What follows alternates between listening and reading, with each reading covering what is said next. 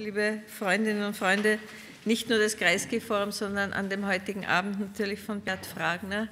Ich begrüße Sie sehr herzlich. Ich glaube, der öffentliche Verkehr hat uns heute einen Strich durch die Rechnung gemacht, weil wir doch ziemlich viele Anmeldungen hatten, aber offensichtlich die Leute alle irgendwo in einer Straßenbahn oder überhaupt auf der Straße feststecken.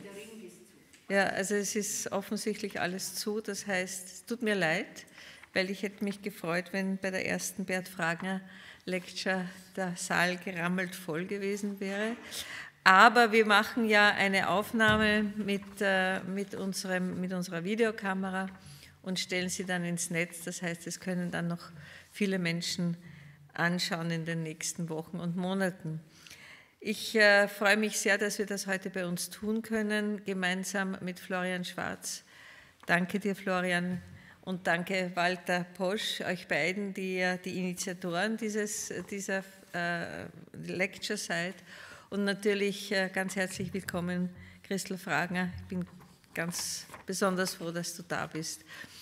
Ich will gar nicht weiter Zeit stehlen, denn unser Ehrengast, der heute den ersten Talk Bert Fragner Lecture halten wird, Hessam Habibi Doroh, wird jetzt von Florian Schwarz eingeleitet und dann von Walter Posch vorgestellt. In diesem Sinne wünsche ich uns allen einen interessanten und sehr inspirierenden Abend. Dankeschön.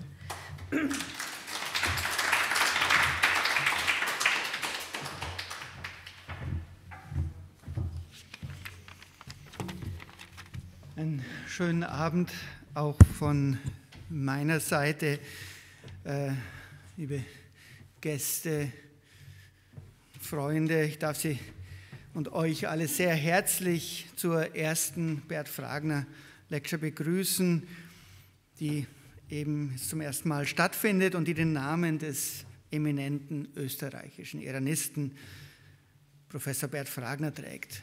Ich bin Florian Schwarz, Leiter des von Bert Fragner gegründeten Instituts für Iranistik der Österreichischen Akademie der Wissenschaften, und gemeinsam mit Walter Posch werden wir den heutigen Abend moderieren. Walter Posch, auch kaum vorgestellt werden muss, wurde 1999 in Bamberg bei Bert Fragner promoviert, forscht am Institut für Friedenssicherung und Konfliktmanagement der Landesverteidigungsakademie und kuratiert hier am Kreisky-Forum die Reihe Hegemonien und Allianzen, in deren Rahmen die Bert Fragner Memorial Lectures stattfinden werden, und zwar als eine Kooperation des Bruno-Kreisky-Forums und des Instituts für Iranistik der Österreichischen Akademie der Wissenschaften. Hier auch ein besonderer Gruß des Präsidiums und der Präsidentin der philosophisch-historischen Klasse der Akademie, die eigentlich hier wäre und mich kurz voran gerufen hat, dass sie ganz kurzfristig verhindert ist. In der Hoffnung auf den Beginn einer langen Zusammenarbeit möchte ich hier dem gastgebenden Bruno-Kreisky-Forum und insbesondere der Generalsekretärin Gertrud Borea-Dolmo einen ganz besonderen Dank aussprechen. Ich danke sehr für Ihr und euer Interesse an der Bert Fragner Lecture und bitte um Nachsicht, wenn ich mich namentlich auf eine Begrüßung beschränke, nämlich Christel Fragner. Ein ganz besonders herzliches Willkommen dir.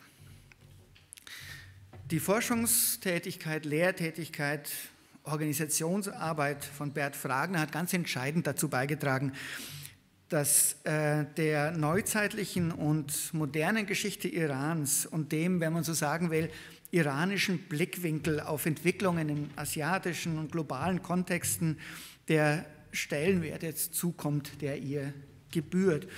Er hat sich für sein Fach international und in Österreich unermüdlich und mit großem und sichtbaren und bleibendem Erfolg eingesetzt. Sein Wirken kulminiert in der Gründung des Instituts für Iranistik der ÖRW vor genau 20 Jahren. er leitete es dann von 2003 bis 2009. Der Blick über Grenzen hinweg, sprachliche Grenzen, konfessionelle Grenzen, geopolitische Grenzen und die Suche nach epochen- und regionenübergreifenden Einordnungen waren Markenzeichen von Bert Fragner.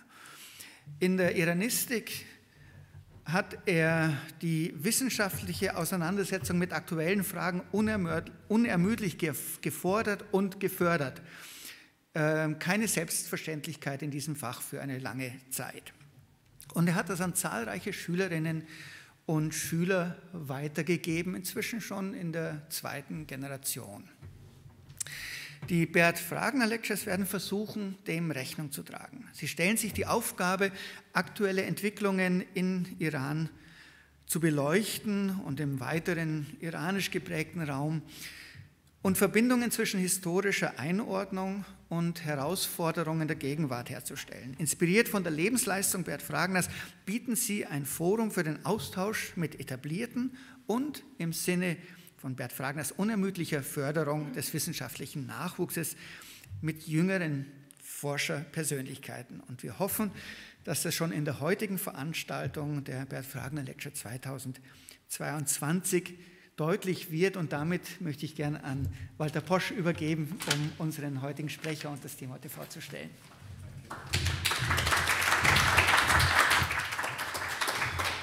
Danke, Florian. Danke, Professor Schwarz, für die Vorstellung, auch was wir mit der Bert Fragner Lecture bezwecken. Bert Fragner war ja auch, und auch die Christel Fragner, sehr aufmerksame, intellektuelle, politische Beobachter. Das wissen wir als Freunde und wir haben in zahlreichen Gesprächen immer davon profitiert. Und Bert hat also die Politik auch im weitesten Sinne gedacht und auch gedacht, die Präsenz an der Universität, die Präsenz in anderen Feldern, die Präsenz von der Geisteswissenschaft in anderen Feldern und die Präsenz von Iranisten in anderen Feldern ist wichtig. Da geht es um mehr als nur um Posten, sondern es geht in erster Linie auch um Inhalte, dass man auch in dem Umfeld, in dem man dann wirkt, und viele von uns Orientalisten, Iranisten sind ja dann zum Beispiel bei der UNO gelandet oder wie ich auf der Landesverteidigungsakademie. Und diese Kombination, das Aktuelle mit dem Historischen verbinden zu können, über die Grenzen, über die sprachlichen, aber auch über institutionelle, fachliche Grenzen hin blicken zu können und über die Jahrhunderte blicken zu können, das ist etwas, wo ich einmal sagen kann, wo mich Bert Fragner sehr tief und nachhaltig geprägt hat. Und in gewisser Weise passt jetzt auch in diesem Sinne unser heutiger Redner optimal dazu. Nicht nur, dass er aus dem Iran stammt und sich nicht kategorisieren lässt als Perser, Kurde oder Aseri-Türke, das ist ja irgendwie alles gleichzeitig familiär. Ich habe ihn in einem ganz anderen Zusammenhang kennengelernt, nämlich als Künstler, als Dotarspieler, und da ist er auch ein sehr bekannter, wenn Sie auf YouTube nachschauen. Er ist 1988 in Mashhad im Iran, also im Norden, im Nordosten des Landes, geboren in der heiligen Stadt Mashhad, hat Arabisch und islamische Studien 2003 bis 2005 studiert, dann Deutsch in Wien und sich dann sowohl auf die alte Orientalistik konzentriert, auf Südostasienkunde und dann mit einer sehr beeindruckenden Magisterarbeit an der Donau-Universität über die Sunniten des Irans und diese abgeschlossen, und diese Arbeit wird jetzt bald erscheinen. Es war dann eine große Freude, mit ihm 2018 an der Landesverteidigungsakademie zusammenzuarbeiten, und ich muss sagen, die Vorträge, die er dort gehalten hat, die im inneren Kreis waren, haben also viele Entscheidungsträgern einen anderen Blick auf Dynamiken im Iran zu geben. Und ein ganz wichtiger und besonderer Punkt war eben, dass wir da in all dem, was wir tun, in dem Aktuellen, das wir tun, wissenschaftlich, akademisch, sauber und genau arbeiten, politische Schlussfolgerungen, und das hat sich bei uns auf der Landesverteidigungsakademie als Gesetz auch ergeben, müssen dann andere ziehen. Es freut mich also ganz besonders, zu diesem heutigen Thema Hessam Habibi aufs Podium bitten zu dürfen. Bitte schön.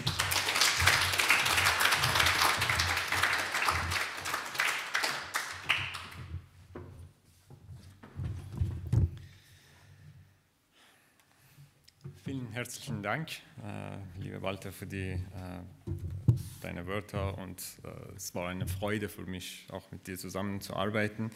Und nachdem ich diesen Vortrag auf Englisch vorbereitet habe, würde ich auf Englisch den Rest machen, weil ein paar Studentinnen von mir da sind, die nur Englisch sprechen.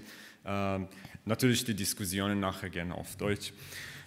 So let me start with a personal introduction before we get into the scientific. In 2007, when I was still in Iran searching for universities to come to Europe and study, I contacted Professor Rastegar. And Professor Rastegar told me, I listened to my ideas, what I'm going to do, and what is my research interest. And he told me there are two professors that you have to visit. It's important. One is Professor Chlodwig Werba, and the other one is Professor Bert Fragner. And so it was the visa procedure took time, and then when I arrived here, I couldn't be the student of Professor Bert Fragner, but I managed to study with Professor Chlodwig Werba, who was sadly passed away in 2019, and I learned a lot about languages and the connection in South Asia from him. But then I met Dr. Walter Posch and came in contact with Professor Fragner, especially in 2017 when I started writing my thesis about Iranian Sunnis. I can remember, and it was motivating for me in 2017 in a gemütliche Abend, drinking wine and talking about my topic. Professor Fragner, with this enthusiastic way, with this energy that he had, he told me that, the topic of Iranian Sunnis is like known unknown. We know there are Sunnis in Iran, but it's still about how many Sunnis, what is their identity. And when it comes to Iranian Sunnis in Khorasan and Persian-speaking Sunnis, we are dealing with the unknown unknowns. Nothing there. And that motivated me at that time to pay specific attention to the Sunnis, Persian-speaking Sunnis in Khorasan. I came from Khorasan, and it was for me very interesting that I never understood the identity, the question of the historical background, and so on and so forth. It's, of course, not because of the education in my time, but it's because of the lack of knowledge and research in the field of Iranian studies in Iran and abroad. So therefore, I would start this. I wrote this presentation in this paper, which hopefully someday in next year will be published. The presentation is based on the research that I've done in between 2020 and 22. As I mentioned, the research is quite, it's difficult to get information. As I mentioned, specifically Professor Stéphane Dudonian, a French historian, work on this topic, and he published in 2017 a very important book, but still the question, as just quoting him, the no man's land of research in social sciences. Very interestingly, that it's still lack of research on this topic, and again, one of the important researches was in 2013 by Rasmus Elling about the ethnic minorities in Iran. But again, the problem was, and it still is, that when it comes to question of Sunnis in Iran, we know about the Kurds and about Baluchs and Turkmen. We know that there are two identities, ethnic identity and the religious identity. But when it comes to Iranian Sunnis in Khorasan, then it was the question. So what is it? Is this a Persian identity? If yes, what is this Persian identity? And if it's only about Persian, the Farsi as a language, it's also very difficult, because if you move to cities like Taibad, as a Persian-speaking person, sometimes you have difficulty to understand their Farsi. So the dialects are different and the culture. And I would like just to present a picture about some of the examples that I've done So this is the region that I visited. Geographically, we have it Taibad. It's close to the border, and the Khaf is an important city that I visited, and as a center, as an important center. And you can see as an important road that many communities, many roads coming together. So, but I also visited different cities. It's difficult also to discuss because of the time. But it's based on around 20 interviews with Sunni clerics from their community and from their society. And therefore, so if we go to the next. So there are some theoretical background which is important here to mention when it comes to the, from following the Max Weber about the collective identity of ethnic groups, and later on by scientists in the field of sociology of nostalgia. They're emphasizing about a sense of belonging for the past in times of social changes. And this is something that I clearly will illustrate in the discussions later on. And of course, important is the key, the element of the Persophony, the Qalamro Zaban Farsi, Professor Fragner, which kind of is a key element here to understand the dynamics of Sunnis in Greater Khorasan. And this is my goal in this presentation, to illustrate and to show as an example how useful, how this theory can help us to understand the dynamics of Sunnis and their relation with the wider region, with Greater Khorasan. And this is something unique in their community. And so historical background is very important. I mean, I'm not a historian, but when it comes to the Sunnis, I realize, and this is something that I learned from Professor Fragner, that you have to get deep into the history. Look at the history of Teimuri, the Seljuk time.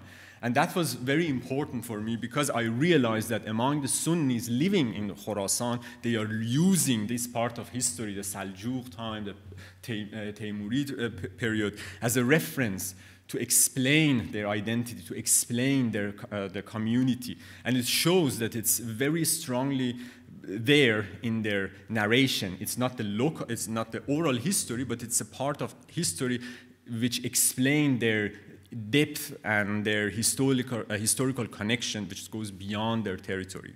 And of course, the Safavid time is also strongly present in their memories to explain the neglection of the Sunnis during this time, and the time that the centrality of Khorasan was as its Sunni as center of education, for the Islamic education, as it was in the during Seljuk Empire, was removed, and this is strongly in their memories. So I have some example, for instance, from Khaf. It's difficult to see, but it's in a madrasa, Qiyasiyeh madrasa, built by Khaja Ghiyasuddin in 4063. Is a few kilometers away from Khaf, and it's now a cultural heritage under construction, but it still is a symbol of the education and the golden time of the Sunni education in their community. And then one is, of course, Maulana Ahmad Jam is very famous in the memory of all Iranian for Sunni Shia because of the poetry, because of the music. It's every year there is a music festival there called for the dotar player coming and playing the songs, famous Navai. Navai is very famous in this tradition. And of course, this is belong to, for the Sunnis, it is very important that he was a Sufi, and this Sufi tradition, but also for the Shias, they are also using it as cultural reference in comparison to the next example, the Maulana Zainuddin Abu Bakr in Taibad, which is also in the periphery area of Taibad, which is less renovated, it's a bit neglected, it's kind of abandoned, it looked abandoned. I mean, last time I visited, it was not under construction, lack of money, lack of funding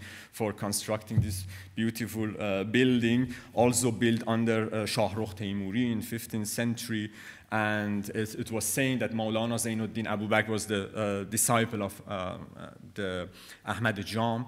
And of course, it plays an important role that he was Maulana Ahmad Jam. They are saying some that he was Shiite, he was Sunni, but in the case of Maulana Zainuddin, it's clear that he is Sunni because of the name Abu Bakr. And so it shows some of the hidden discrimination in the society that it's quite interesting sometimes to observe.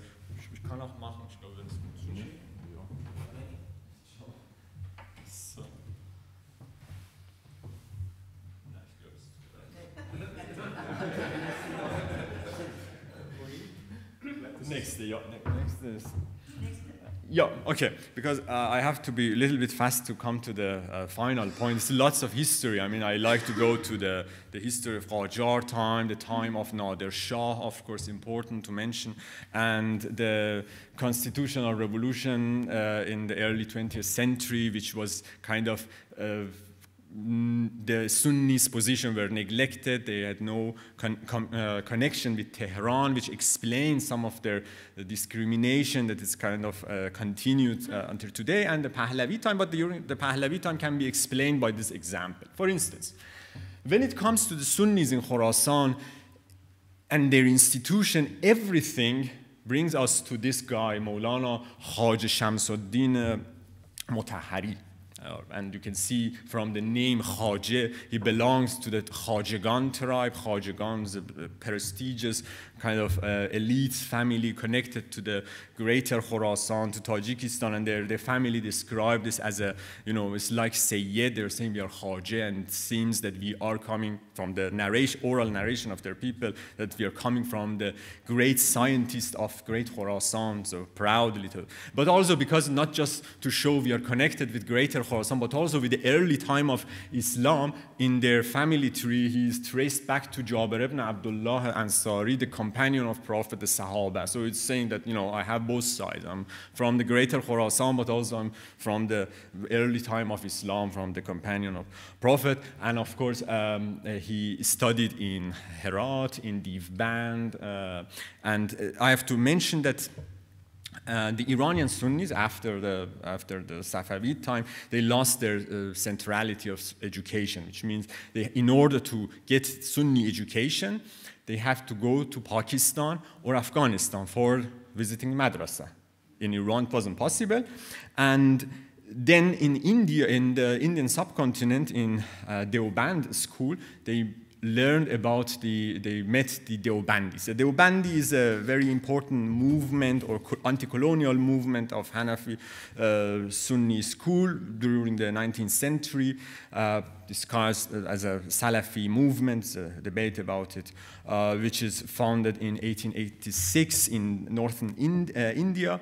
And it's about, you know, they put extra emphasis on the education, the modernization of the educational system, the Sunni education, which is quite a unique phenomenon, which I explain in their matters. So when the Iranian Sunnis returned from Pakistan, they said, why we have to visit Afghanistan and go to Pakistan? It's a difficult time, it's cost lots of money, so we should build our madrasa in our cities like the great time of the Taimuri time. So we have to return to that time, but also as a practical reason to create our own institution.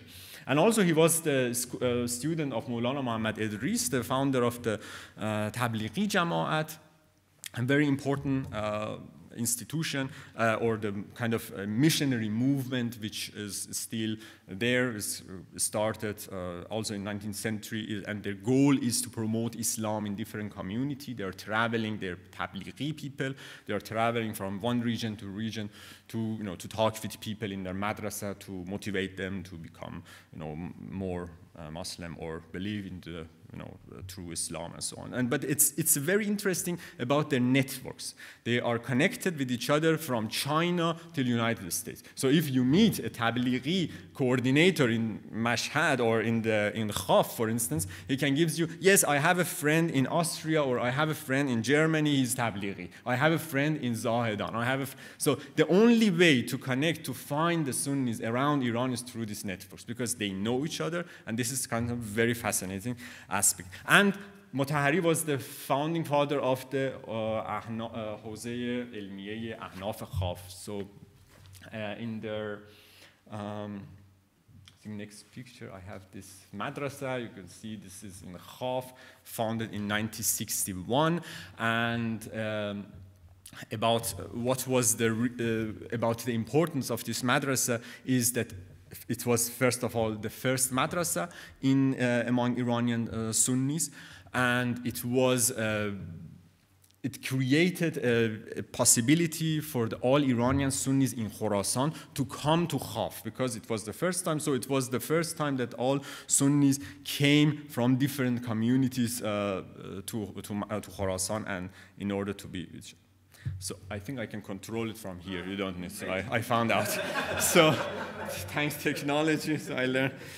So Ahnaf Khaf is very interesting. It has around, that's the latest number, 700 students, and it's very interesting that they have also, they try to make a equal institution to promote madrasa for women, for supporting girls. And I ask precisely because, you know, if you go there and do research, you are always facing with men, and you don't get information about how it's about the Sunni education for women. It's difficult, you know, to get information and get inside this institution. And one of their teachers gave me this information paper about the criteria. And it's very interesting that he said that in criteria, when someone wants to register in a Darul Hifz, which is the memorizing Quran school, to participate in a big competition, it's a big tradition.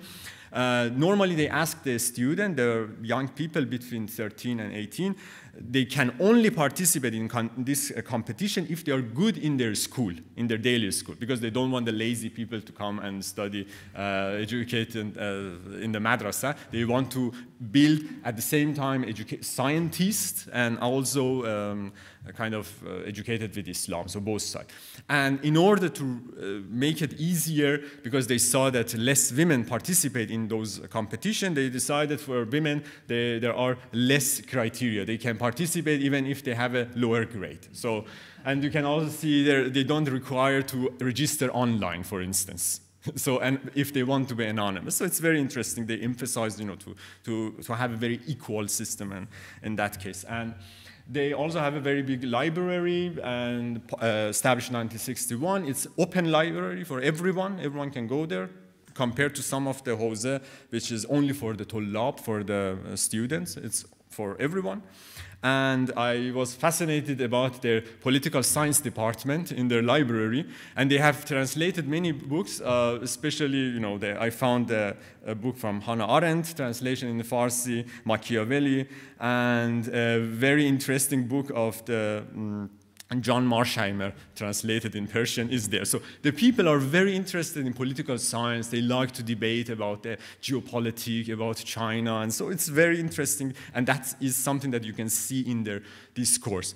Whereas, for instance, in Zahedan, the library, they have many Urdu books, and also lots of anti-Wahhabi critics about Wahhabi. So it's a different discussion. And also they are very famous for the Darul Ifta, the house of fatwa, which is answered the daily question of Muslim fellow about everything's daily.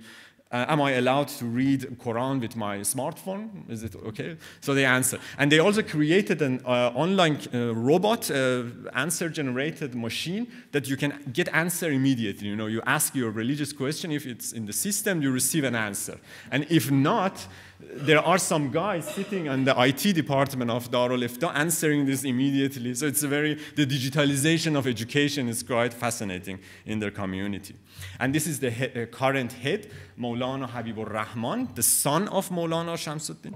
And he's the current head of this department, and he's like the Abdul Hamid of Khorasan. You know, the Maulana Abdul Hamid is Shiʿi Islam of Zahedan. He's the head of Ahnaf Khaf, this Hanafi community, very politically influenced person. He's the person who say, we have to vote for this guy, and then people voting for him, or we have to go in this, everything's under his influence. But then the question is, how was this institution funded? How was the support come from? So the supports come from this guy, Haji Khaja Muhyiddin Ahrari. So the thing is, when Shamsuddin, the previous example, returned to Iran and wanted to establish an institution, said, I don't have money, I don't have land. But this local person, he was the wali, the governor of Khaf, told him, I have money and I have influence in my society, I can support you. And this is very interesting. You might ask why he was so important. Because he is also a Khajagan line, belonging to this prestigious family, and he also traced back to Abu Bakr from one side, and he was like okay, I support you, and because he is also belonged their family, I saw their family tree, they returned back to Ubaydullah Ahrar of Samarkand, the famous Sufi, Naqshbandi Sufi, and so therefore he's respected. And he and the Ahrari families are important not just in Khaf, but also through Khorasan and Afghanistan, and of course also they have families, or at least they're saying that in Tajikistan still. And they had an agreement with the Maulana Mutahhari that you can have my financial support and from my tribe, because he was chief of tribe, but you have to let me and my family be the Imam Jum'eh and Khatib of Khaf. You know, they have an agreement. You have the education, I have the Imam Jum'eh position. And Imam Jum'eh position is a very important position because this is the time that every Friday you can influence your people.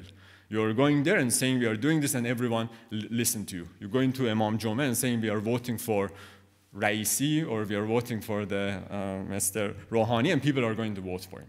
It's so easy. And they are also, it's a way to criticize the government. So they wanted to have this position, and this was his son of Maulana Khaja Ghiyasuddin, and this is his current, his grandson, Maulavi Khaja Sadruddin Ahrari. He is the current head of, he is current Imam Jum'eh, and this is one example of his speeches on last year, September 2021, where he criticized the government and saying, "Mas'ulan baraye zir saktha che kardan," what have done the authorities for our infrastructure. And he's very interesting. His critiques is very technical about the electricity, about the water issue, why this was traffic in this part of city. But very interesting. Always half an hour he's talking about, you know, hadith and very Islamic, so, and then the rest half an hour is about the technical issue of the Fazela or water issue in my city, and so very interesting aspect. And also I met his brothers. One is Abdul Karim Ahrari and Samad Ahrari, and I use this example because it crystallizes and shows us the dynamic of their society. In one hand, you have a guy with the Western suits and with, you know, without beard, and so in a Western picture. He studied in Tehran University history. He wrote a very important book about history of Khaf. He's kind of a little bit a scientist, done scientific method. And the other brother, he's writing poetry. He's a Sufi. He's playing instrument, and it's kind of, I lived 2 days with them, spent lots of time, and I realized, and one of them told me, I am Alem, he is Arif. I am scientist, he is a Sufi. And this is the ilm and irfan is the two phenomenon, and of course the religion, which are coexist without any conflict. It's very easy, they're working together, living together, and we are in a very friendly way. And it's very interesting aspect of their society that I found very interesting. And so this was the Khajagan tribe. There are also many other tribes, for example, the Taimuri tribe, like this person, important Haj Sayyid Muhammad Sa'id Fazeli.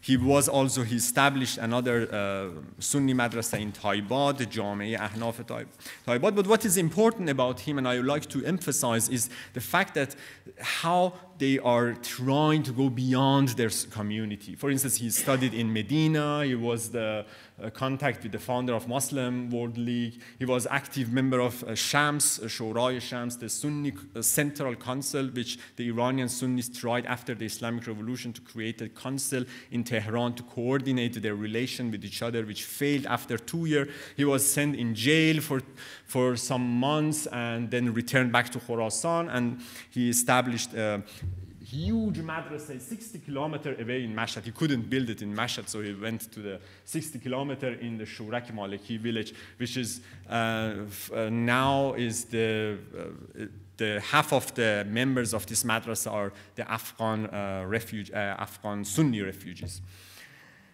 Another madrasa which is important is Zainuddin Abu Bakr in Taibad. And Zainuddin Abu Bakr, I mentioned his name. He was very influential in his society, in his community. And this was a madrasa built in 1965. So 4 years after the first madrasa, they built it and then renovated in 1974. And one of the interesting aspects of this madrasa, which is showed in the logo of this madrasa, I always ask the people about the idea behind the logo, why they designed this. And you can see a globe below, and you see a guy having Quran in his hand. And the idea was explained to me like this, that we want to go beyond Khorasan and go global with our educational system. So the enthusiastic is quite enormous in the society, that they have lots of economic pressure. You can see the building of madrasa is not finished yet. It's still lack lots of financial support, but they are thinking to go global, to impact at least the Greater Khorasan. And for doing this, they're doing lots of jobs. For instance, the head of IT, this madrasa with 300 students has an IT department, which designed an application for the student. So something that I wished my university had. So the student in the madrasa can communicate with their teacher directly. They can write their assignment and the teacher see. So, and they said, and I asked about the reason for this digitalization background. They said one thing was in order to make it easier for the villages around, that they don't have to travel all around to education. But also, they made this application for the other madrasas in Afghanistan to use the same system in order to be also in contact. So you see the idea behind this, and you can see here they made many books for the kids from the age of 3 till 18. So, and these are all funded by their community. These are not state-funded books. So it's because if you are a Sunni and go to a school, you have only one book by the state, which is you learn what other Shiite or Muslims learn. And in order, they want to teach also the Sunni ideas or Sunni fiqh and Sunni hadith. They created their own educational book for their people, and they distributed by themselves. And in this chart, they said which villages we have to visit. They are going every week to each village to give them books. And I checked these villages. There are 140 villages around Taibad, and it showed me how diverse is this society. I personally didn't know how many Sunnis are living in this domain until I talked with them and saw how amazing it is. And this is the Anwar al-Ulum in Khairabad, established in 1979. It's also an important institution, not because of it's in Khairabad. Khairabad is a village which has saffron field, very good saffron, and the biggest madrasa. The Iranian Sunnis in Khairabad, they're saying it's the Cambridge of Sunnis, because it's like a village. There is nothing but a Sunni madrasa, one big madrasa. You can see, it's like going back to the history. You see people with their old style clothing, and they have also theater organized in their mosque. And this was something about Nader Shah. So they are also teaching their kids about the history that I mentioned at the beginning, but also Sunni education and the kids. And this is the big picture of how it looks like. You have in this part, this is the main madrasa, Darul Iftah, Darul Quran, and IT department, because they wanted, their idea was very interesting, that they wanted to create a television channel, Anwar TV, which wasn't successful because of the financial issue, but then they tried to make an online TV, Anwar TV. And there are currently 1,000 students, and 450 around are female. And one interesting thing about their female department for the madrasa is, if you travel to Iran, normally this separation of male and female is strong there. And sometimes, not always, you see that the female department is less advanced, it's more neglected, it's not renovated. It's something that's there. You go to some places and it's And in their female madrasa is, I could just saw some pictures because you are not allowed as a man to go there. And the very funny thing is that it's very beautifully designed to attract also the female student. It has a huge garden. The whole madrasa is a very dry area, but they try to make a very beautiful garden with a very nice design in saffron color. So it's very interesting. They try to really work on this issue, to attract, first of all, young people, and secondly, to attract women. And by doing this, I'm coming to my final the element of my conclusion, and this is 3 aspects.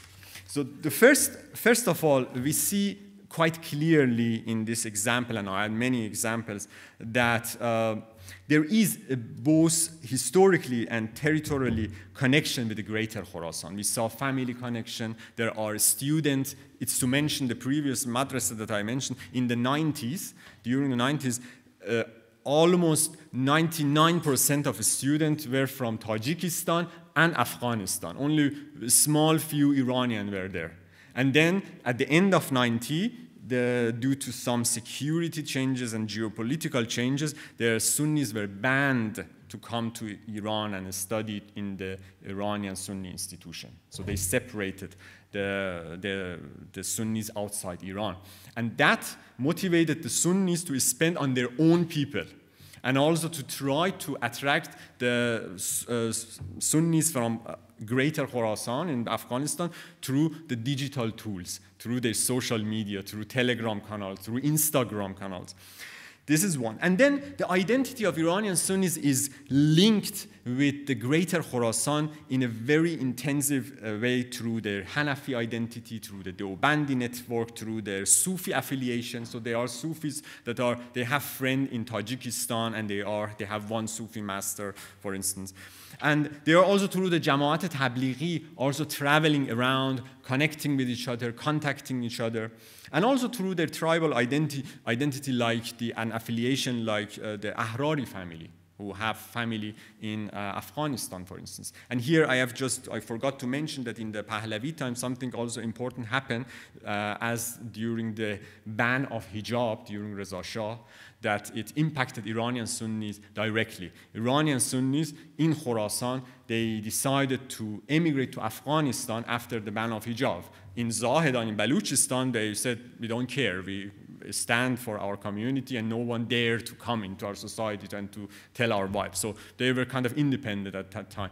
But the Sunnis in Khorasan, they had difficulties with the authorities, so they just said, okay, we're leaving to our brothers and sisters in Afghanistan. They lived there and they expanded their community, and after that they returned back, and some stayed there. And this family connection is still strongly there, and therefore that created very strong linkage between different Sunni groups. And the key that connects all these aspects to each other is Persophony, is the Persian language that connects all these together, and as a communicating tool, something very phenomenon that without this concept it's impossible to understand this community. However, it is not that the Sunnis in Khorasan only attached to their past. It's not just a nostalgia to return to an imaginary time, like some Iranian might have to return to the beautiful time of 1970s or the before Islam.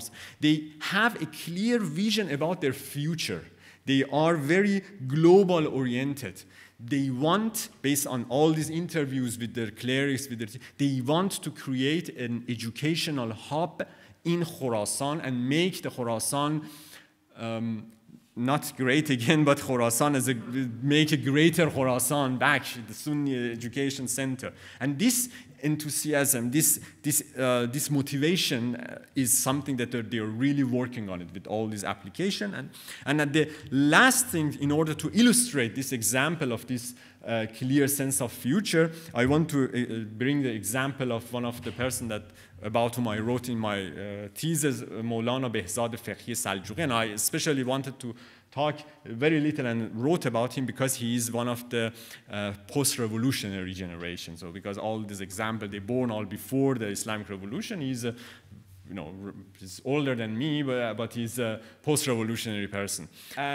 So just to sum it up, how interesting is his characteristic is that he's saying, I'm Seljuk, he's from a Seljuk tribe. He said, my family coming from the Mawara Nahr, the Trans-Sukhiana, it's from the family tribe. You say, I'm coming from the great ulama of Khorasan, so I'm proud of it, and so on. And he said also, I am Turk. My ethnicity is Turk. And I say, oh, then you can speak Turkish. He said, no, we are Persian-speaking Turks. And he said, how is it possible? He said, yes, well, we have in Khorasan Kurds that are speaking Turkish and Turks are speaking Kurdish. And this is something that Professor Fragner talked about it from his visit in Khorasan, that he saw this complexity of identity. It's something that's again there, that he's talking that, I'm Turk, but it's a different Turks. It's a Persian-speaking Turk from the Seljuk, from Al-Majuk. And there are very interesting in Khorasan, in North Khorasan, there are Seljuki who are speaking only Turkish and are Shiite. So this, just the mixture of this is just fascinating. And he has this global vision. He has a Telegram channel, an Instagram channel, many Instagram channels with over 100K followers, and having, before the Instagram was filtered, have every day, every night an online session talking with his followers from Afghanistan, from Tajikistan, and from also outside Iran. He said he has the statistic, and he was very proud that he has audiences from all around the world. And at the last time one of my latest interview, when I asked him, okay, could you explain what you are doing? What is your vision? And one of his speak is one of the part of the interview that I want to stop and finish is this part that I'm reading, and then looking forward for your question. Here in Iran, we are talking about building civilization. And then the bold is something that he emphasized. A modern Islamic Iranian civilization, this is the vision. This civilization can succeed if, like the early Islam and Greater Khorasan, it is inclusive, accepting different races and tribes. Then we can have a society which is global. So we talk about this global aspect. Greater Khorasan, like Greater Khorasan, with all major cities and scientists which are known in the history. So thank you for your attention, and I'm looking forward for your question and discussion. Thank you.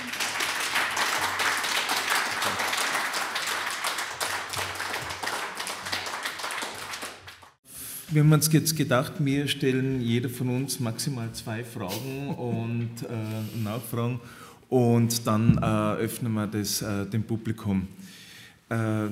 Ich komme natürlich nicht umher. Erstens mal danke, und ich wollte dich jetzt dann auch, wenn ich gewusst hätte, dass es so viele Fotos von dir in Tracht gibt, hätte ich meinen Tiroler Anzug mitgenommen, weil also er war in Khorasaner Tracht dort auf den Fotos. Du hast dich jetzt dankenswerterweise auf die wirklich Unbekannten, wie es Bert Fragner immer gesagt hat, die persischsprachigen Sunniten konzentriert. Könntest du vielleicht noch ein Wort sagen zu den anderen sunnitischen Gemeinden, sei es ethnisch wie die Balutsch und die Turkmenen und sei es auch konfessionell wie die Schafiten? Das wäre also meine erste Frage.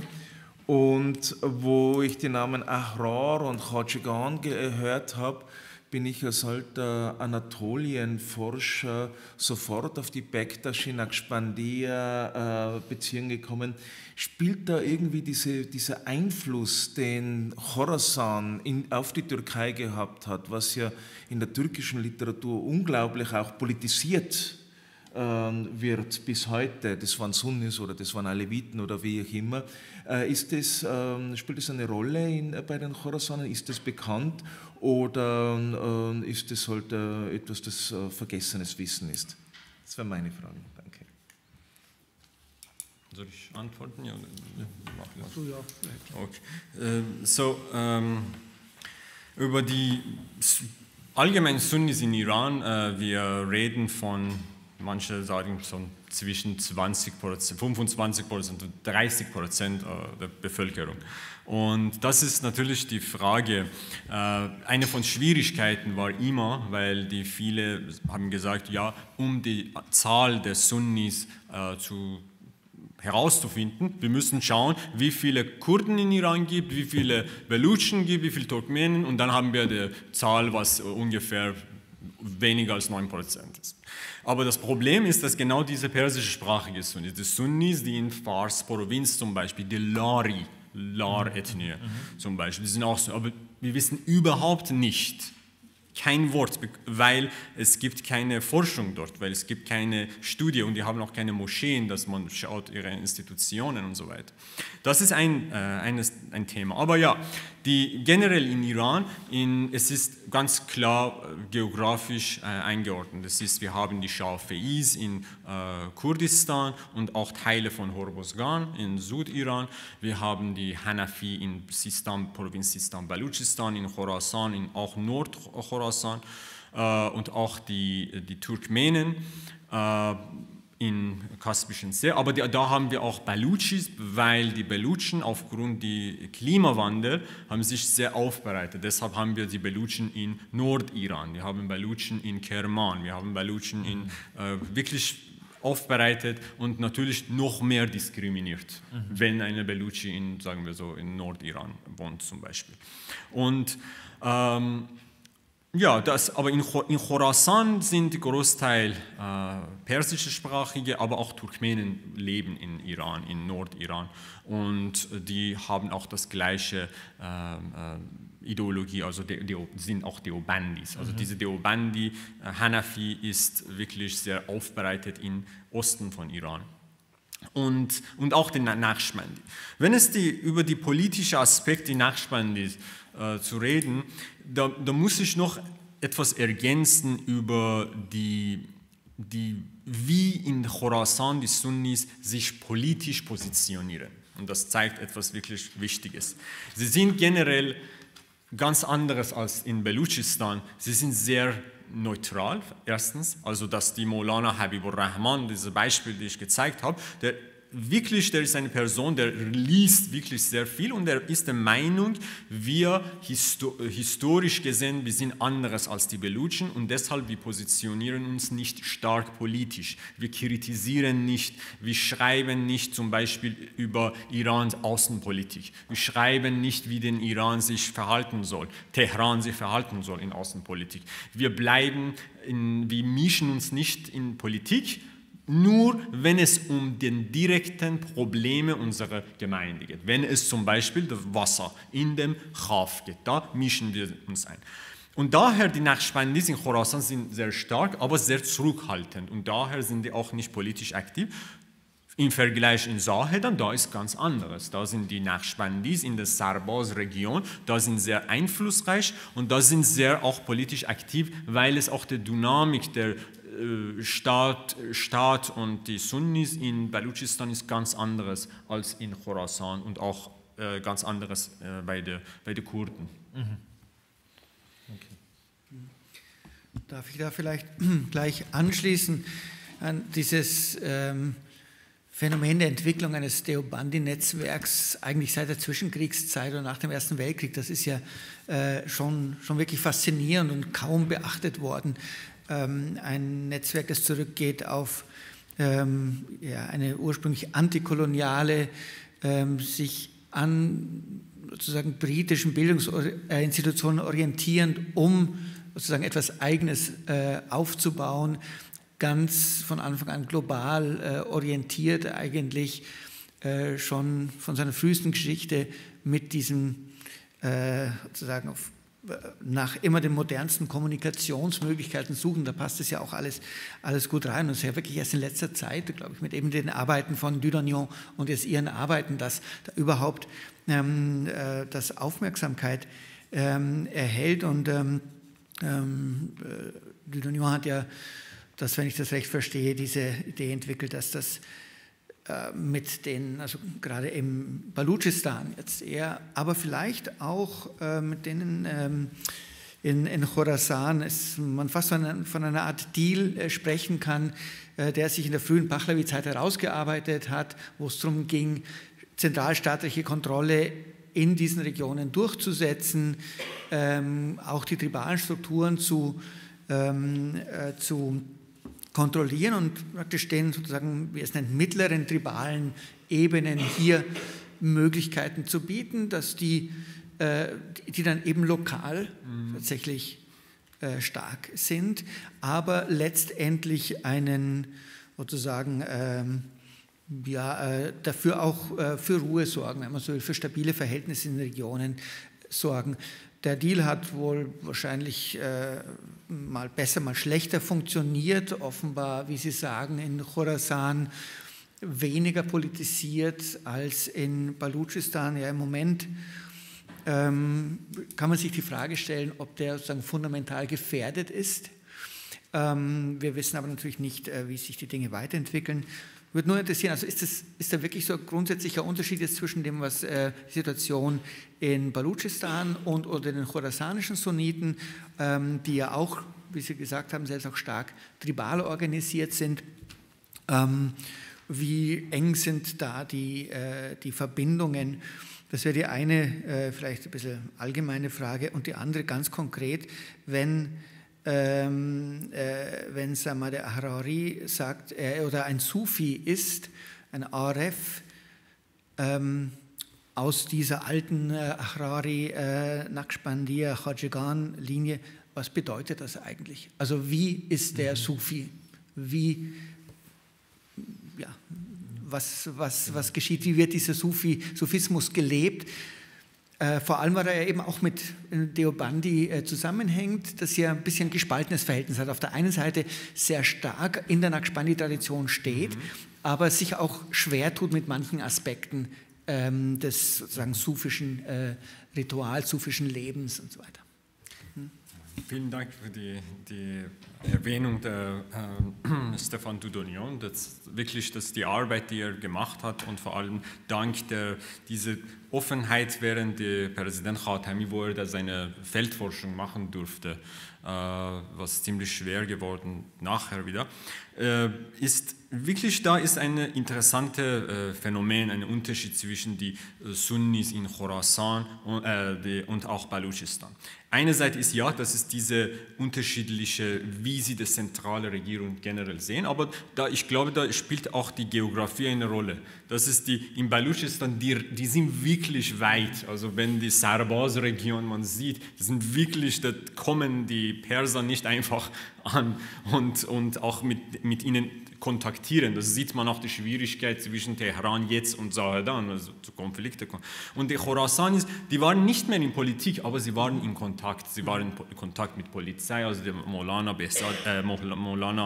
Habibi Rahman von den Ahnaf Khaf. Er hat Treffen regelmäßig jede Woche mit der Autorität in Khaf. Also da kommen von dem Qowweh Qazaiyyeh, kommen von dem Head of Judiciary, kommen vom Parlament immer zu ihm zu Besuch, weil es halt auch nicht so weit ist. Vom Mashhad steigt man in einen Bus und dann in 3 Stunden ist man in Khaf und ist ein bisschen weit.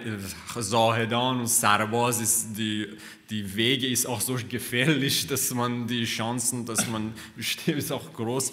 Und das ist wirklich diese Straßenaufbau spielt eine große Rolle. Und das hat man auch gesehen, wenn zum Beispiel die Taliban sind gekommen in Afghanistan wieder. Da war ein großer Unterschied. Die Taliban sind auch Deobandis.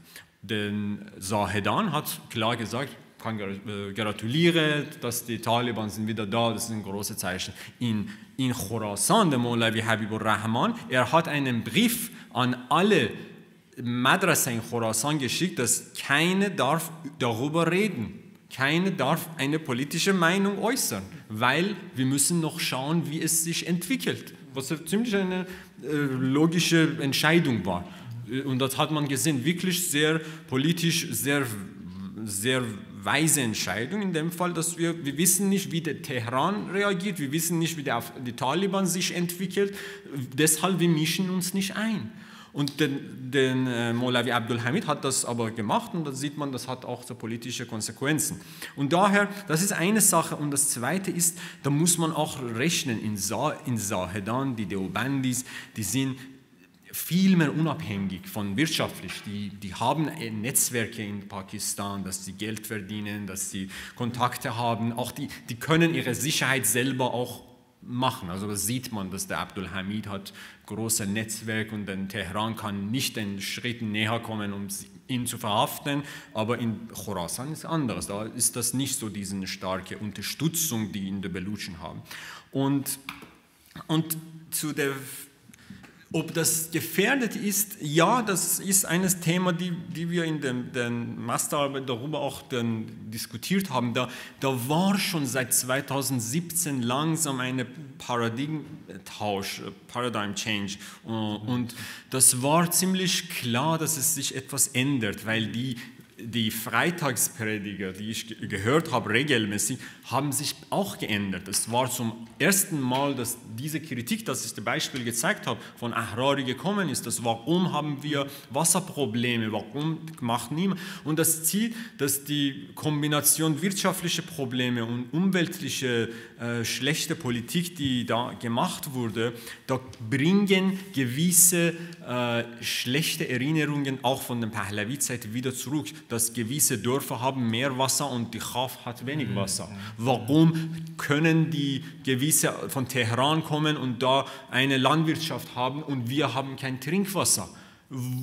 Da reden sie von den Diskriminierungen, die sie sehr lange Zeit nicht erlebt haben. Und das in Kombination mit der Situation des Sunnis allgemein ist auch die Menschen in Khorasan, die werden sich auch langsam fragen, ist das gescheit, dass wir immer zurückhalten? Vielleicht ist das besser, dass wir auch wie Zahedan stark positionieren. Und das ist gerade die große Debatte im Khorasan bei den Sunnis, wie wir uns langsam, also die haben klar sich mit dem Abdulhamid natürlich positioniert und haben gesagt, wir unterstützen ihn, dass wir sagen, das ist nicht akzeptabel, dass so viele Sunnis umgebracht wurden in einer Stunde. Und daher, sie müssen auch seine Bevölkerung, auch seine Leute auch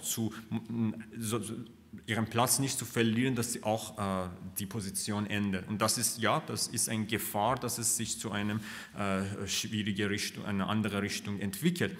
Und über die Sunnis es ist sehr unterschiedlich. Die Sunnis haben natürlich eine ganz eigenartige, es gibt immer diese Khanaqah, Dargah zum Beispiel, wo die Sufis sich regulär treffen.